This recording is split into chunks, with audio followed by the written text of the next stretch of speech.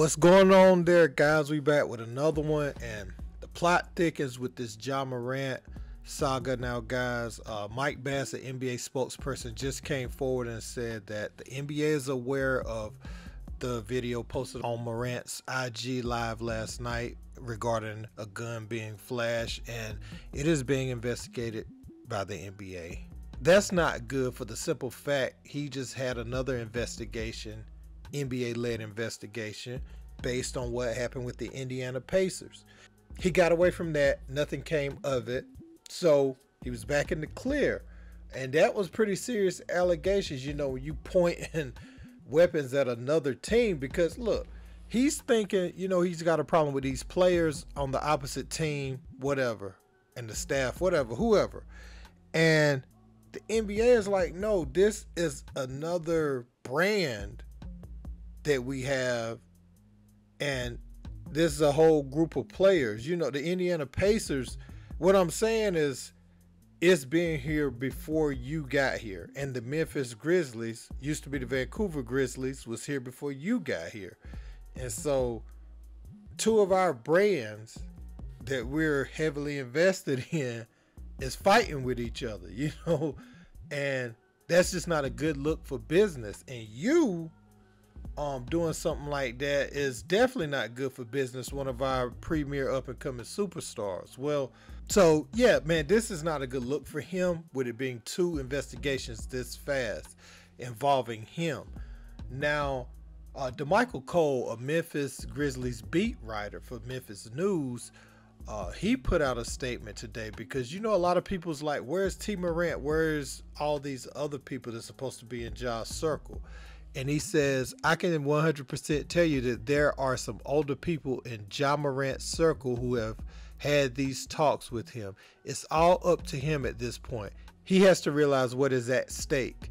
That just doesn't seem to be the case right now, and it could damage something special in Memphis. So according to DeMichael Cole, there has been people that spoke with Ja Morant about, man, maybe you should move this way, you should move differently. Now, he didn't specifically say T, or it was his mother, or whoever it was. They said older people, which is kind of vague, because it could be someone, you know, 28 years old, telling them that, and not coming from like a parent. It could be coming from someone who Ja doesn't respect or doesn't have a reason to listen to on that level.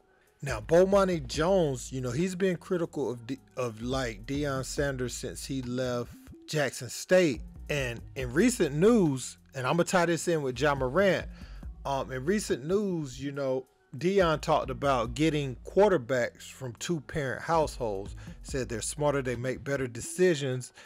Boom, boom, boom, right? And one would say a point guard and a quarterback are equals as it pertains to basketball and football, right? If you look at the quarterback the same way you look at the point guard, directing everything on the offensive end of the floor. Well, and certain leadership qualities. Well, Bomani Jones, he retweeted his video from the other day, and I'm gonna play you exactly what he said about that. I had to go at Deion a couple times, and I've had a lot of people hit me back on it like, yo, why are you trying to take a good black man down? And I totally understand that, because Deion is in a position that few black people ever get to. And he got to that position, and he out here sounding just like the whitest white man. What we need a black coach for in Division I, in FBS, or anywhere else, if you're going to say the same stuff that the cats that are already there are saying, do the same things that they are already doing, and force all of us to stop and ask ourselves the question, if you don't want a quarterback from a single-family home, why is your son, the product of a divorced marriage, your quarterback? And so you can even see after Bomani retweeted that, you know, he was engaged in a thread with a couple of Twitter users about Ja Morant, and his point in retweeting that at this time is that a two-parent household doesn't absolve somebody from bad decision making. And Ja is showing that right now. You know, he has both of his parents, and he's wanting to be the biggest gangster on planet Earth. And it's coming off CB4-ish, and in turn, with him reading all the comments and stuff and people not taking him serious, it seems like it's sending him more down that rabbit hole to prove, hey, I am like that. Come test me. Come do he's trying to prove a point that doesn't need to be proven. And most people would give anything to be in his position to not have to prove points and just let anybody on the outside looking in form whatever narrative they want to form. So, Bomani went at him, and Jamel Hill also spoke about it. And she says, it doesn't matter where Ja Morant is from or how he grew up. He's making truly catastrophic decisions. And somebody responded to her. They was like, if he keeps going down that road, the streets is going to show him what it is. And she said, that's my biggest fear. And she talked about the death of young Dolph and,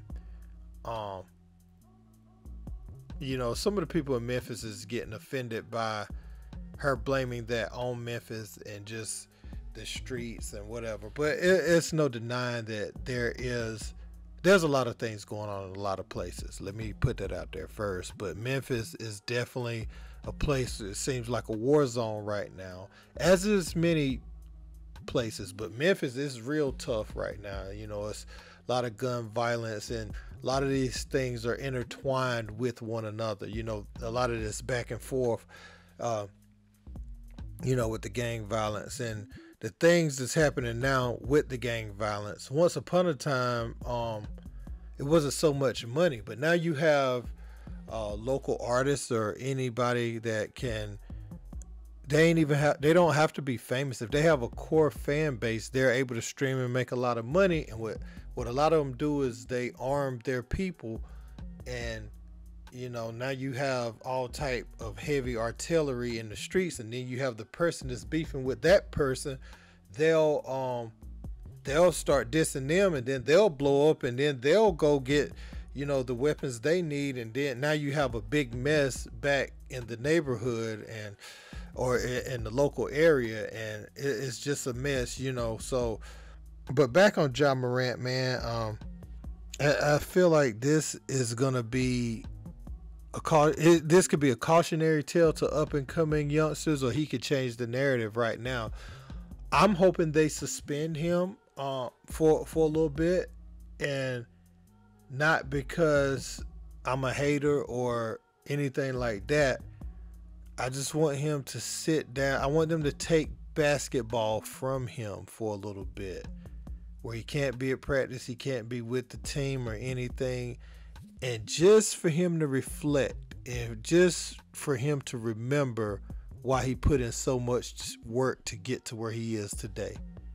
That's what I want to see, and I want to see him respond in a positive way, like, okay, I got it. I'm back on track now. That's my goal with all of this. So let me know what you guys think in the comments. Don't forget to like, share, and subscribe. Until next time, peace.